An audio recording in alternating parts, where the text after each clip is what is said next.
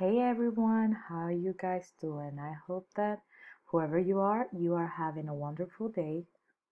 So I'm here basically to teach you how to go into the MyELT platform and pretty much to help you navigate through it because even though it is easy to go into it, it has a lot of tricks that it would be better for me to show you. So I am right now in the main Google page. I feel like a YouTuber. And I'm going to write down here my ELT. And I mean, I already have gone into it. I'm going to click here and it's going to send me right to the sign in page. Already Laura Mena was really nice to send all of us. How are we going to go in? Our username is going to be the email that we are using for this term that Ellie provided to us, and the password is the password that Laura Mena sent us. We are going to click sign in. Here you're going to have all of your courses. I actually just wrote down one of them, like one random.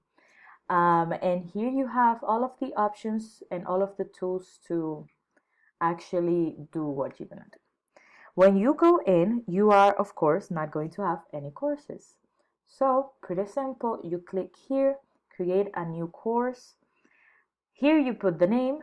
It's better if you put the specific name, ET310 whatever. This is not necessary and this is not necessary either.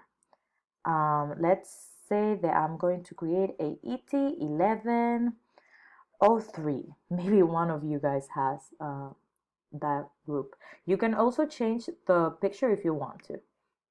Once I create the course, I have here the key. I could either generate a new one if, I don't know, if that's not the one that you want, or you could clear it out. But basically it's going to be that's going to be the code that we are going to provide our students. This is also something that you can change if you want to, the start and end of the course. You don't have to. So we save it and we exit, and as you can see there, I already have the one that I have created before and a new one. I have here things that I can change. I can change the key again if I want to. I can create a section into it,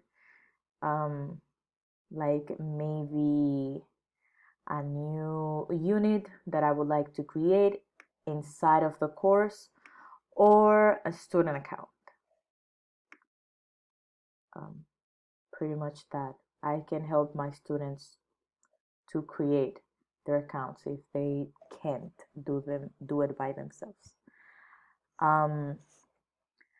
Here we have the students. Of course, I have none because I don't have any students that are using this book in this specific part of the year. So yeah, here pretty much you're going to be able to see your students, the username, the email address, and the actions of each one of your students, what they do, what they're not doing. Here you have a gradebook, which is real good. You can't, this is based on the assignments that we are going to see later. You can find the students by name, by group, by book, and also you can see the progress in the students, and you can pretty much, you have these icons that they all mean different stuff. The homework is online, is offline, the grading is incomplete, you need to do the grading manually. you change the date, or it's ungradable, meaning that has no points. Also, something that I want to remind you is that here you have tutorials in some of the sections, so it's better for you to know what to do. Here in assignments, I want you also have a tutorial. I think that is really important for us to understand how to do the assignments. So here, if I click here, you see that I have my WordLink intro 1, 2, and 3. Let's say that I'm going to go to the first one. And you see here a lot of stuff. You see the starter quiz, unit 0, which is like a little review of the last book. You see lesson, video, practices. Something that I want to remind you is that if I were to click here, the program, the page is going to automatically select all of the things that are for Unit 1, and that's not what we want. So be careful, what do you select? Okay, if I want to do this practice, oh yeah, whatever.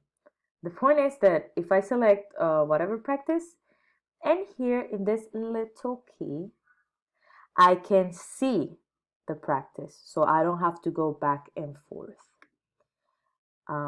If I click any of the practices, let's say this vocabulary practice, I'm going to be able to see the practice and even do it if I want to.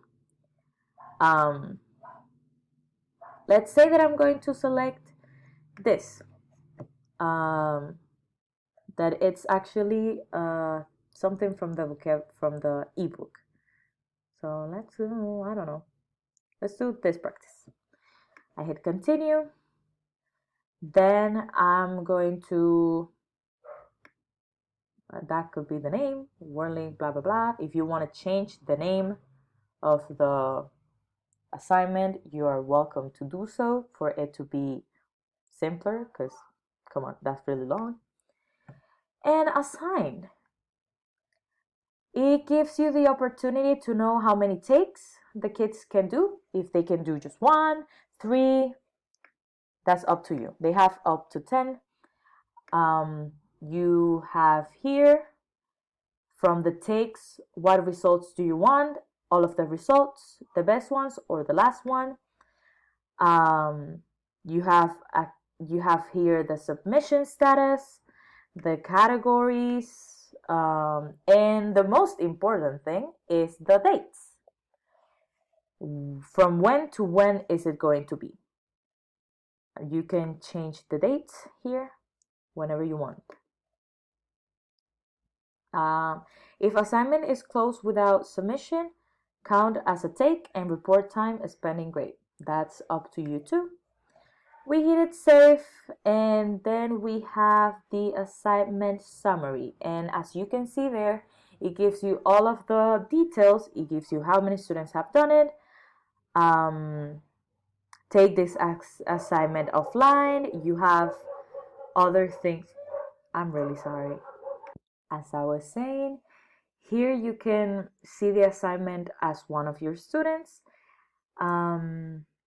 Modify the assignment options, modify some of the assignments for some specific students. It has a lot of things that you can do. If you want to go back, you have it here, and it's pretty much that. You have all of your assignments are going to be here for that group. Remember, I'm working with this group. If I change to this group, it's going to be empty because I don't have any assignments on that one. And here you have other things that you can do. If I select here, I can modify the date, cut, copy, delete, paste, all of those. And over here we have the resources. The resources is pretty much the book. You can click here to see the book. So here is like a it's like a little learning path, and it has all of the practices. You can go into any of them and see them if you want to. Let's say that I want to see that one. I just go and see it, and I can make it. As a teacher, I could make this. I also want to remind you guys that these three little things are going to be really helpful, because the first thing that the page sends you to when you click the resources is not the actual book. It's the practices that you could be given to your students as homeworks. The actual book is here in ebook. Here your students and yourself are going to be able to find the actual book. If I click Unit 1, oh, Unit 2, it's the same book that we all know and love. The same book with the same videos, everything, just much better because it's right there and you just have to complete it. Another thing will be the Gradebook. Here your students are going to be able to see all of the things that they have done, and you're going to be able also to see it. All of the things that they have done, the score, when did they took them, and it's also better for you. And then if we go back to the resources here, you can select audios, videos, and documents. And in the documents, you can see video scripts, student book, audio scripts, answer keys, graphic organizers. There are a lot of documents that could be helpful to you. So if I would recommend you for you to check all of those. You also have additional video worksheets for all of the videos if you would like to do that. If I select one, let's say this one, it takes me to all of them divided by unit. And that's pretty much it, everybody. If you have any questions, please, please, please let me know. I am certain that this is going to be a really good tool for everybody, and I hope that you can take as much advantage as you can from it. And I hope that this video wasn't that long. And yeah, I hope each and every one of you has a really good morning, afternoon, or night. See ya!